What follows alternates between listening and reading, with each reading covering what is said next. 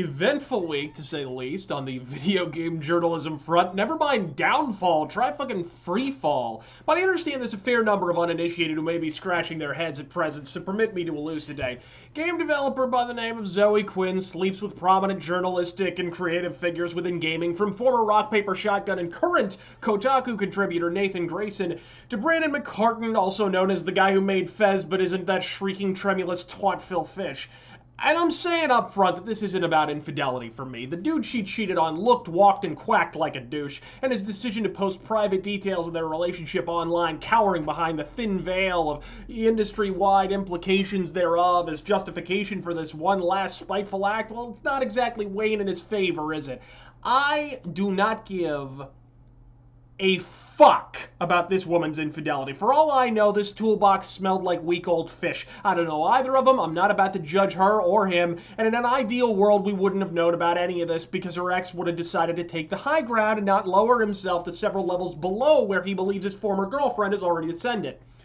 He has, of course, defended this behavior by saying that he is A, hoping to prevent other men from being similarly deceived by his former lover, and aim, I would argue, would have been more effectively realized with a fucking phone call, and B, that it exposes corruption within the industry.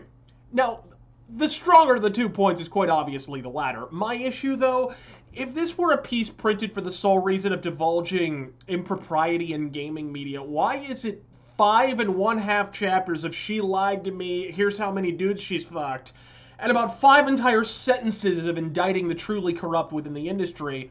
Moreover, he blacked out a few names on the list and withheld their identities, the reasoning for doing so being that they didn't know that we were exclusive at the time. For all we fucking know, those people worked in the industry too. In fact, given her profession, it's downright goddamn probable. If your aim is to expose corruption, writing 5 1/2 chapters of bedroom drama, then omitting possible corrupt figures in the industry simply because they didn't piss on your territory seems intellectually dishonest to me. That said, the apple cart is well the fuck overturned, and it sheds some much needed illumination on the core malady behind the downfall of video game journalism.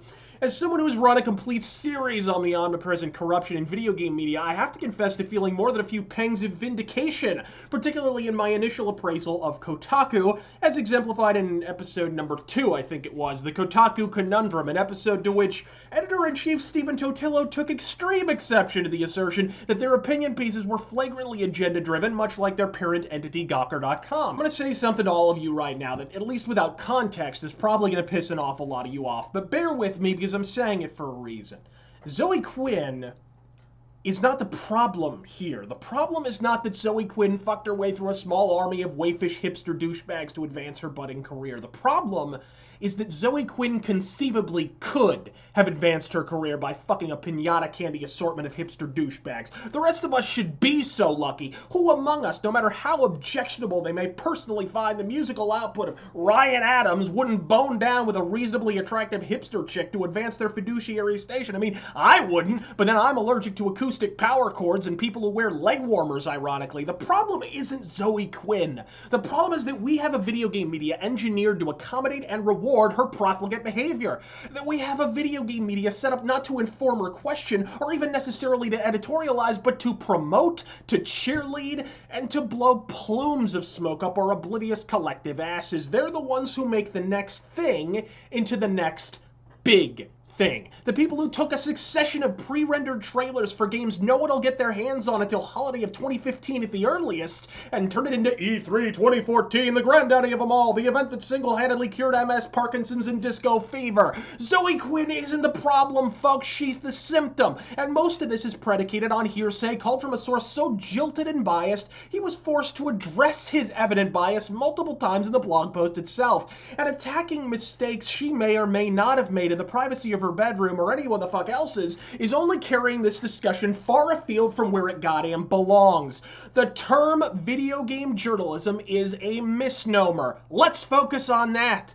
National Geographic is journalism. The Wall Street Journal is fucking journalism. Kotaku printing a full-page rollout on some asshole dressed as Batman on a Japanese speedway, that's journalism in the same way that Christmas cards are literature. Kotaku's lead snake oil salesman, Stephen Totillo, claims the controversy is a non-issue due to the fact that Nathan Grayson claims their relationship didn't start until after he had already covered her story, which Even if that's true, and given Kotaku's recent purge of any and all Zoe Quinn-related articles that very well may fucking not be, does this smug hipster pustule honestly believe that excuses this conduct?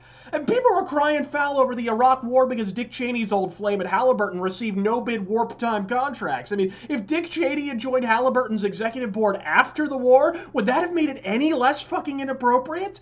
Zoe Quinn is being dragged through raw sewage on Twitter, and I give less than a fuck how many of you take issue with this, but that is not any of our fucking business. What is the slapdash attempt by Kotaku to cover their pocket-chomping Nihongo-philic asses at the expense of the truth. Trust this site at your own peril. I'm Razor Fist. God fucking speed.